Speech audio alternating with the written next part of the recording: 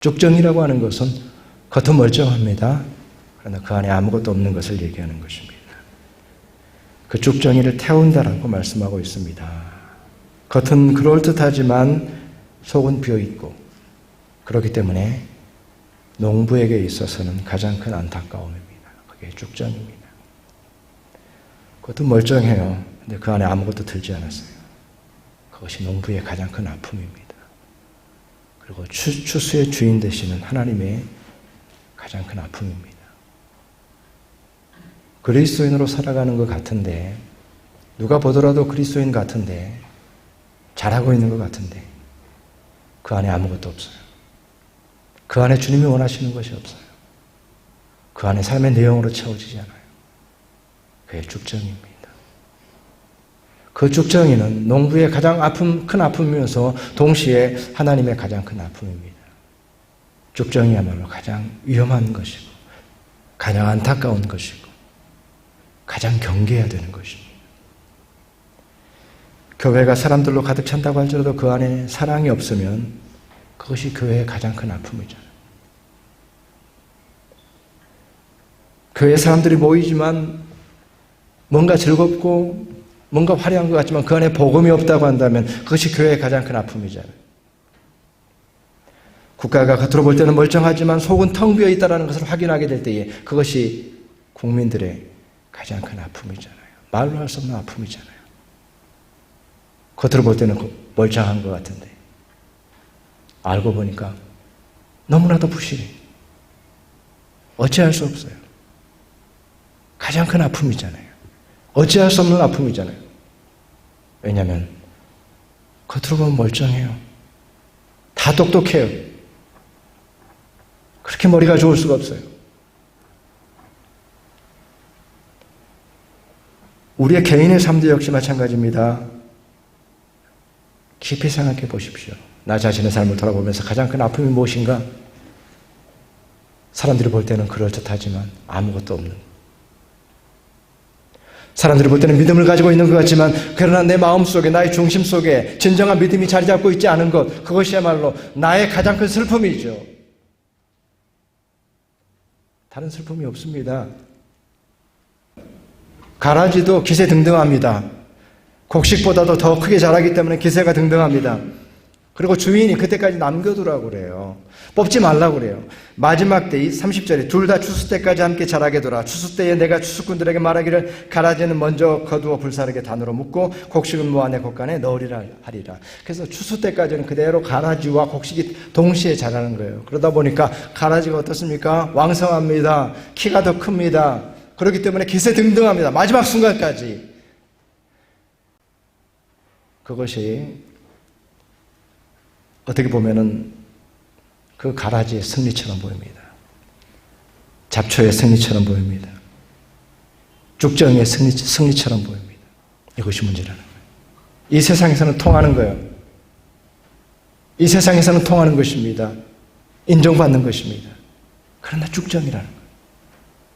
그 마지막 때가 되어서야 그 잡초를 뽑아서 불에 태우는 것처럼 마지막 심판의 때야말로 진정한 그 모습이 드러나기 때문에 우리가 경계해야 될 것은 여기에 있는 거예요. 쭉정이로 살아가면서도 그것을 깨닫지 못한 채 그저 여전히 쭉정이로 살아가고 있다는 것. 불에 태워지는 심판 때까지 그 실상과 운명을 알지 못한 채로 우리가 살아갈 수 있다고 하는 사실. 그런데 주님의 키질 앞에서는 쭉정이는 날아가 버립니다. 겉으로 볼 때는 잘 모르지만 그 키질 앞에서는 쭉정이는 견디지 못합니다. 날아갈 수밖에 없어요. 아무것도 들지 않았기 때문에 그저 날아갈 수밖에 없습니다. 그것은 뭐하다가 불태울 수밖에 없는 것이죠. 우리 삶 속에서 쭉정이로 살아간다라고 하는 것이 그리스도인이지만 그저 쭉정이로 주님의 키질 앞에서 허무하게 날아가 버리고 불태워질 쭉정이가 될 수 있다는 이 엄중한 사실 앞에서 우리 자신을 돌아봐야 됩니다. 세상에서는 잘 못 본다는 거예요. 세상에서는 통한다는 거예요. 마지막 때까지 그 쭉정이도 함께 있다는 거예요.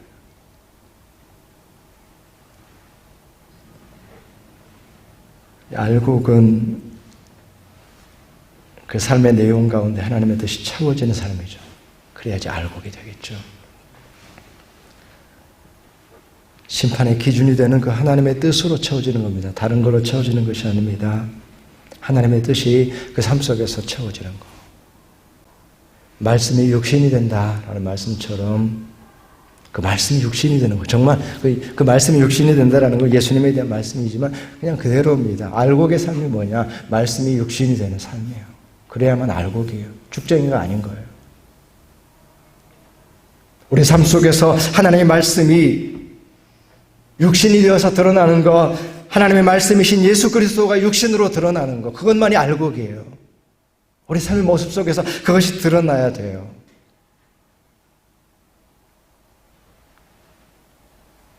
포도나무 가지가 붙어 있어야만 열매를 맺는 것처럼 우리가 예수께 붙어 있음으로 인해서 그 예수 그리스도의 열매, 예수 그리스도로 가득 찬 꽉 채워진 삶을 살아가는 것이 알곡의 삶입니다. 그렇기 때문에 우리에게 중요한 것이 무엇인지, 우리 삶 속에 정말 채워져야 되는 것이 무엇인지를 다시 우리는 확인해야 돼요. 그리스도인으로서 가장 중요한 것이 무엇인가, 삶의 중심이 무엇인가, 또한 무엇이 드러나야 되는가에 대해서 가장 중요한, 결코 잃어서는 안 되는, 이미 알고 있었고 이미 익숙한 것 같지만 우리가 마땅히 회복해야 될 것이 무엇인가를 다시 확인하는 거예요. 그것이 말씀이고 그것이 우리 삶의 예수 그리스도, 우리 삶의 중심의 예수 그리스도라는 사실, 그것의 회복. 문화의 혼이 예술이고 예술의 혼이 문학이고 문학의 혼이 시이다, 이렇게 얘기해요. 문화가 중요하지만 그 가운데 예술이 있고 예술이 중요하지만 예술 가운데 문학이 있고 문학의 혼이 시다. 시를 써야 되는데 시를 쓰지 않는다는 거예요. 그러면서 시를 짓는다는 것은 가장 고결한 행위이고 가장 죄 없는 일임에도 불구하고 더 이상 국문학도들이 시를 쓰지 않는다, 그런 안타까운 마음이에요. 설사 그 일이 별로 밥벌이에 도움이 되지 않는다고 할지라도 우리가 인간으로서 살아갈 때에 시를 쓰는 사람이 많아야 되는 것처럼, 이 땅 가운데 우리가 살아가면서, 어려운 시대를 살아가면서 우리의 혼이 무엇인지, 그리스도인이 쭉정이가 아니라 알곡이 되기 위해서 우리 가운데 있어야 되는 것이 무엇인지, 우리 가운데 중심으로 있어야 되는 것이 무엇인지 우리는 다시 회복해야 된다는 것입니다. 그것은 말씀이고 그것은 예수 그리스도입니다. 살아가는데 그것이 얼마나 도움이 될지, 얼마나 보탬이 될지, 그렇지 않는다고 할지라도 모든 그리스도인들은 주님 앞에서 쭉정이로 살지 않고 알곡이 되기 위해서 그 중심에 다시 한번 예수 그리스도로, 말씀으로 채워져야 된다는 것입니다. 다시 예수 그리스도를 바라보고 다시 예수 그리스도를 회복하고, 내가 예수를, 당신을 다시 바라봅니다. 내가 예수를, 당신을 사랑합니다. 갚을 수 없는 사랑 아버지께 인도하시네. 내가 예수를, 당신을 사랑합니다.